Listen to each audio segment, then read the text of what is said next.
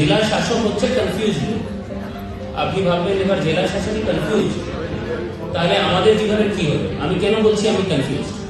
আগে সায়েন্স নিয়ে পড়াশোনা করলাম, তারপরে ইঞ্জিনিয়ারিং এর পরীক্ষা দিয়ে যাদবপুরে ঢুকে গেলাম, তারপরে ওখানে রিসার্চের পড়াশোনা করলাম, রিসার্চ না করে আবার এমবিএ পরীক্ষা দিয়ে ডিলয়েটে চাকরি হলো, চাকরিতে গেলাম না, আবার এমবিএ পড়তে চলে গেলাম, এমবিএ করে আবার একটা ব্যাংকে ভালো চাকরি হলো, হংকং চলে গেলাম, ওই চাকরি ছেড়ে মুম্বাই চলে গেলাম, মুম্বাই ছেড়ে আসার পর এখানে একটা কনসাল্টিং এর চাকরি হলো। বাবা বলতে থাকলো পরীক্ষা দাও আইএস এ বসে যাও, কোনোদিন বসলাম, হঠাৎ একদিন ইচ্ছা করলো পরীক্ষায় বসে আজকে জেলা শাসক হয়ে এখানে দাঁড়িয়ে গেছে। তো আমার মতো লোক যদি কনফিউজ থাকতে পারে কিনা, তাহলে আপনারা যদি একটু কনফিউজ থাকেন যে সায়েন্স নিয়ে পড়বো কি আর্টস নিয়ে পড়বো কি কমার্স নিয়ে পড়বো কি করবো, এটা কোনো বড় ব্যাপার। সব বড় মানুষ জীবনে কনফিউজ থাকে। কোনোদিন এটা নিয়ে চিন্তা করবেন না যে আমি বুঝতে পারছি না আমি জীবনে কি করবো।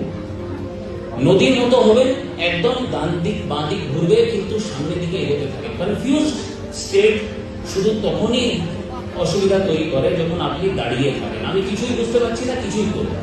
কনফিউজ থাকলেও এগোতে থাকবেন, কিছু না কিছু একটা চেষ্টা করতে থাকবেন, দেখবেন আপনার জীবনের শেষের দিকে সব ঠিক হবে। তো সায়েন্স পড়বো, কমার্স পড়বো, আর্টস করবো, এই চাকরি করবো, এই ট্রেনিং করবো, এটা নিয়ে যদি কনফিউজ থাকে কোনো চিন্তা বেশি না। আমি জেলা শাসক হয়েও কনফিউজ হয়ে যাচ্ছি। 2 নম্বর, জীবনে পয়সা সবকিছু নেই, এটা অনেকজন বলে। শাহরুখ খান কি বলেছে? এবার শাহরুখ খানের নাম শুনেই কিন্তু আপনাদের আবার শান্তি হবে। শাহরুখ খান কি বলেছে? শাহরুখ খান বলেছে যে কোনোদিন জীবনে এরকম লোক থেকে জ্ঞান নেবেন না পয়সার ব্যাপারে যার নিজের কাছে পয়সা নেই। বাবা, কোনো সাধু ব্যক্তি, কোনো সন্ত, কোনো গুরুজন আপনাকে বলছে পয়সা জীবনে দরকার, শাহরুখ খান বলছে এদের কথা শোনা দরকার। শাহরুখ খান বলছে আগে জীবনে পয়সা বানাও, তারপরে বুঝো, অর্জন করো, তারপরে বুঝো পয়সার দরকার আছে কিনা। তা আপনি বলবেন তাহলে আপনি কেন বলছেন? আপনি তো পয়সাওয়ালা লোক না, সরকারি স্যালারি আমরা জানি, খুব অল্প পয়সা। তাহলে একটু নিজের জীবনের গল্পটা বলি। 2010-11-তে যখন আমি প্রথম চাকরিতে ঢুকলাম, তখন আমার স্যালারি ছিল মাসে 3.5 লাখ, ট্যাক্স দেওয়ার পর। বছরে বলছি, মাসে 3.5 লাখ। এটা 2010-11 কথা বলছি।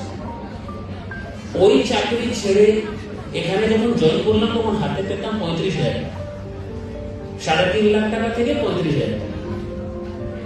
যখন প্রথমবার বসের কাছে গেলাম চাকরি জয়েন করার পর, বস বললো তুমি খুব ভালো ছেলে, তোমাকে আমি ইউএস পাঠাবো। তো আমি বললাম আচ্ছা ঠিক আছে, আমেরিকা যাবো, একটু আর নিজের প্রশংসা শুনে নিই। বসকে বললাম আমাকে বস কেন পাঠাচ্ছ, এত ভালো ভালো ছেলে মেয়েরা আছে, ওদেরকে পাঠাচ্ছ না? বলে তুমি খুব সস্তা, তোমার মাইনে খুব কম।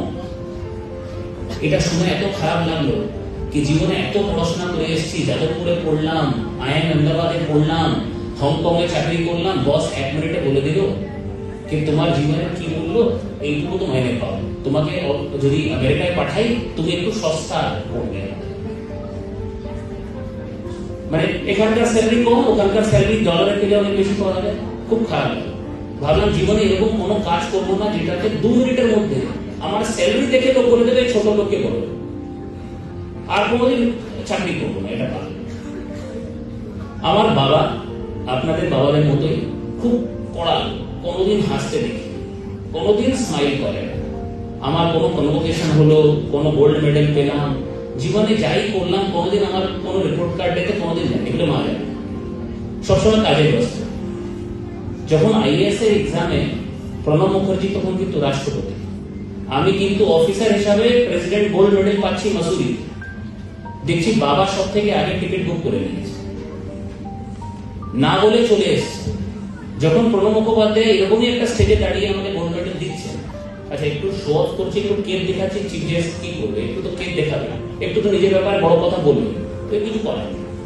তো আমি যখন গোল্ড মেডেল পাচ্ছি তখন প্রণব মুখোপাধ্যায়ের সামনে প্রথম রোতে বসে আছেন আমার বাবা, হু হু করে কাঁদছে।